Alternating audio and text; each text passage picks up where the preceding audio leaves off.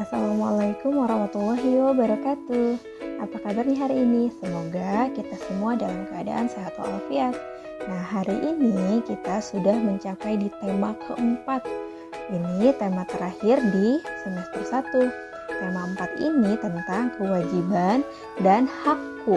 Nah, hari ini kita akan belajar di subtema 1, yaitu kewajiban dan hakku di rumah di pembelajaran ke-1 dan ke-2. Kalian bisa membuka buku paket 3D di halaman 3. Nah, materi yang akan kita pelajari hari ini adalah yang pertama,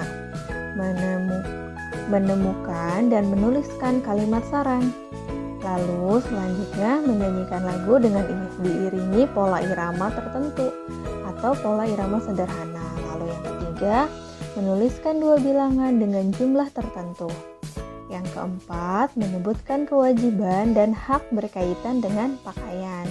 Nah, kita mulai di materi yang pertama, yaitu tentang ada lagi ternyata menuliskan kalimat saran berdasarkan peristiwa. Nah, di pembelajaran yang pertama yang akan kita bahas hari ini adalah tentang memberi saran. Nah, di sini di teks yang ada di halaman 3 ini kalian bisa membacanya di rumah ya. Di situ merupakan cerita tentang anggota keluarga. Di situ ada keluarga Nina dan Adi. Di situ juga ada ayah dan juga ada ibu. Nah, mereka setiap pagi, mulai dari bangun pagi, mereka memberi salam satu sama lain. Ayah dan ibu mengajak Adi dan Nina beribadah, lalu Nina membereskan tempat tidur, lalu mereka makan bersama dan lain-lain. Nah, mendapat kasih sayang dari orang tua itu merupakan hak kita ya sebagai anak. Nah, anak juga sebaiknya menjalankan kewajiban. Apa kewajiban seorang anak? Yaitu menghormati dan berterima kasih kepada orang tua salah satunya ya. Nah, di sini setelah kalian membaca teks tadi, nah di halaman 4 di sini bisa kalian baca lagi. Yang pertama, agar terasa nyaman, semua anggota keluarga sebaiknya menjalankan kewajibannya. Lalu yang kedua, namun anak juga sebaiknya menjalankan kewajibannya. Lalu yang ketiga, akan tetapi mereka juga sebaiknya berbicara dengan santun dan tutur kata yang baik.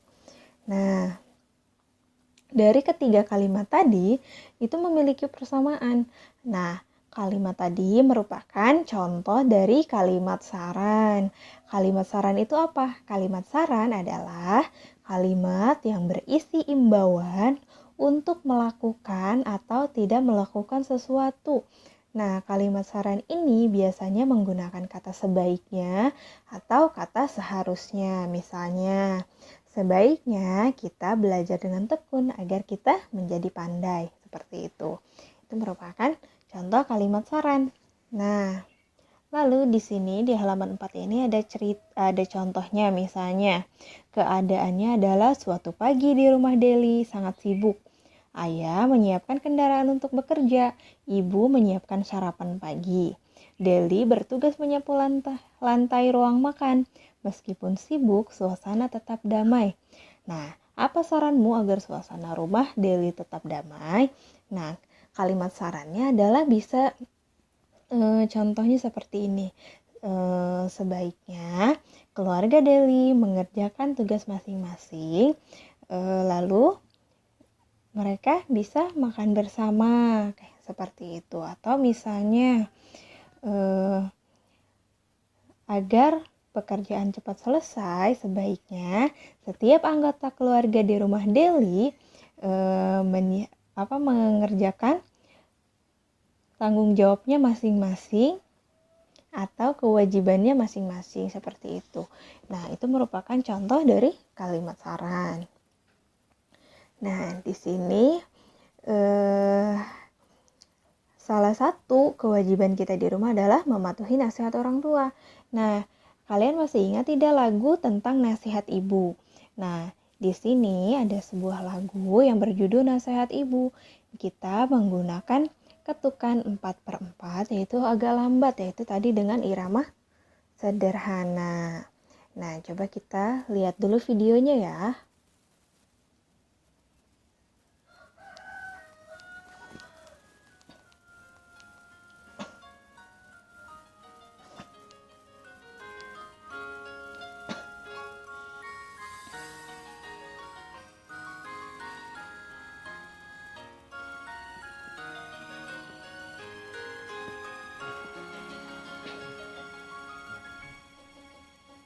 Nasihat ibu, pesan ibu, akan ku ingat selama hayat.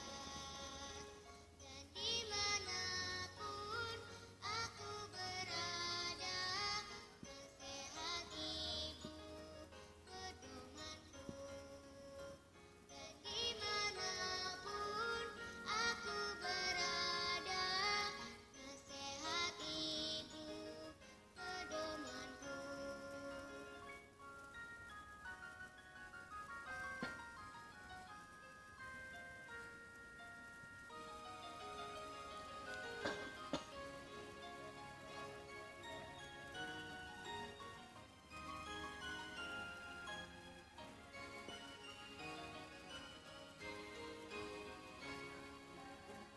Nasihat ibu, pesan ibu, akan ku ingat selama hayat. Dan dimanapun aku berada, nasihat ibu, pedomanku. Dan dimanapun aku berada, nasihat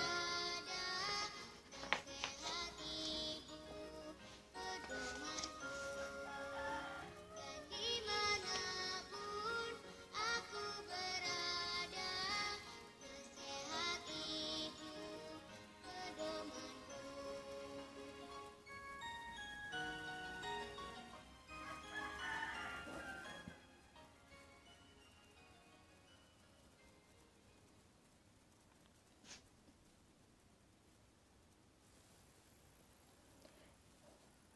Nah, itu tadi merupakan contoh lagu dengan pola irama sederhana.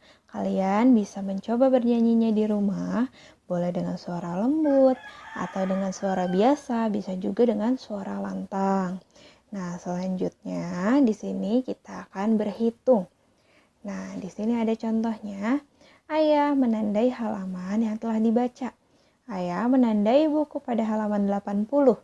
Jika jumlah halaman buku adalah 256, berapa halaman buku lagi yang belum dibaca oleh ayah?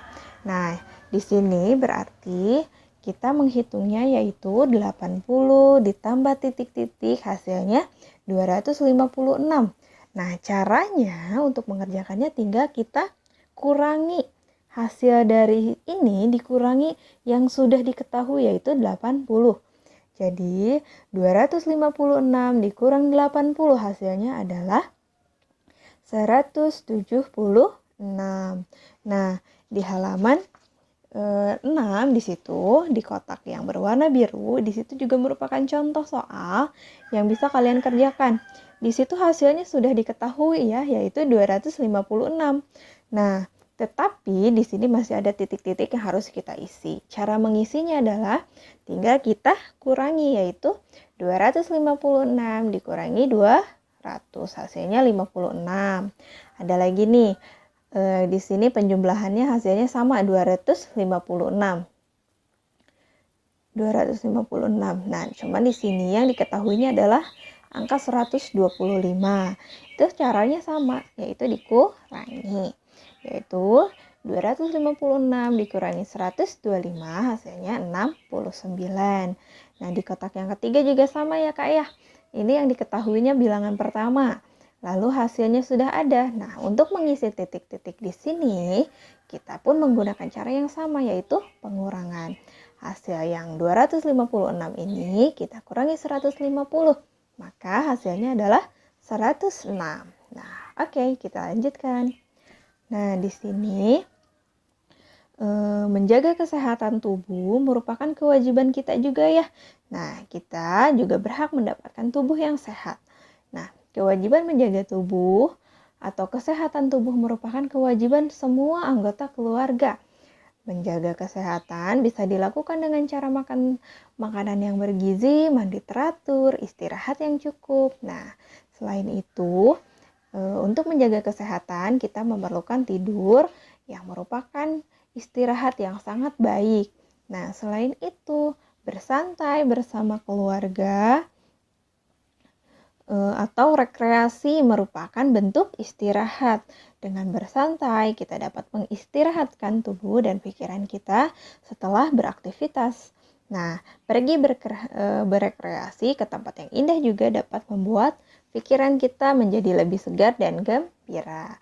Hanya di kondisi sekarang ini, ketika kita keluar rumah, ketika kita berekreasi, kita harus tetap menggunakan protokol kesehatan, ya. Nah, menurutmu cara beristirahat mana yang paling baik? Nah, tadi sudah kita sebutkan, cara beristirahat itu ada macam-macam ya Kak ya. Nah, menurut kalian mana cara beristirahat yang paling baik? Kalau menurut Ibu, yaitu dengan tidur yang teratur atau tidur dengan waktu yang cukup. Nah, selanjutnya di sini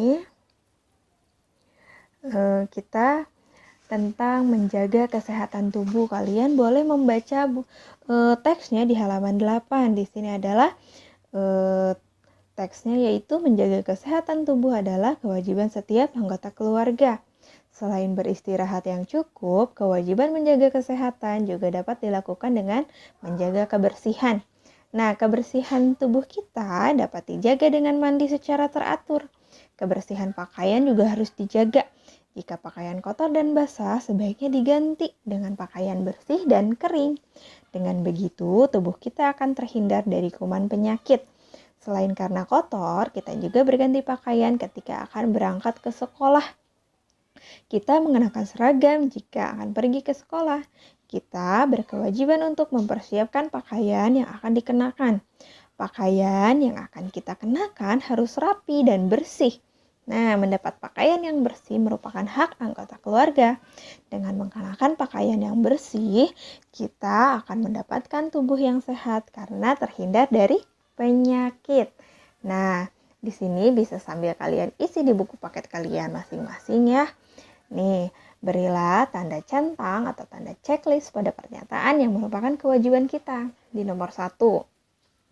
Selalu memakai pakaian yang baru dan bagus, itu kewajiban atau bukan Kak? Bukan ya, karena pakaian tidak harus selalu baru. Jadi yang pertama tidak perlu diberi tanda centang. Lalu nomor 2, memakai pakaian yang bersih dan kering. Tadi sudah kita baca ya Kak, itu merupakan kewajiban kita karena itu merupakan cara kita untuk menghindari penyakit atau kuman. Jadi yang nomor 2 dikasih tanda checklist. Lalu yang ketiga, meletakkan pakaian kotor ya, itu harusnya di tempat cucian. Itu juga kewajiban kita, berarti diberi tanda checklist atau centang. Lalu yang keempat, berhati-hati ketika mengambil pakaian di lemari supaya tidak berantakan. Itu juga merupakan kewajiban kita Kak, supaya tidak berantakan lemarinya. Berarti nomor 4 juga diberi tanda centang. Lalu yang kelima, memakai pakaian yang rapi dan sopan, itu juga merupakan kewajiban kita ya Kak ya. Jadi nomor 5 juga kita kasih tanda centang. Nah, selanjutnya di sini kalian boleh membaca teksnya. Di Ayo Membaca di halaman 9, kalian boleh membaca teks itu dengan ayah atau ibu kalian, boleh juga dengan kakak untuk belajar. Nah, kalian masih ingat kan tentang memberi saran? Nah, kalian boleh melengkapinya percakapan di sini antara Dika dan Made dengan bahasa kalian sendiri. Nah, sudah selesai pembelajaran kita hari ini. Nah, tugas dari Bu Mira adalah yang pertama kalian kerjakan soal berikut dengan tepat. Yaitu nomor 1 kalian kerjakan, nomor 2, nomor 3, nomor 4, nomor 5-nya kerjakan soal bagian nomor 4 saja di halaman 10. Nah, kalian kerjakannya di buku tulis. Jadi, soal nomor 1 sampai nomor 4 Dan soal nomor 4 di halaman 10, kalian tulisnya semua di buku tulis. Supaya untuk mengumpulkannya, kalian cukup menggunakan satu foto saja. Sekian dari Ibu. Jika ada yang belum dipahami, kalian boleh bertanya kepada Bu Mira atau kepada Ibu Nurul. Terima kasih. Wassalamualaikum warahmatullahi wabarakatuh.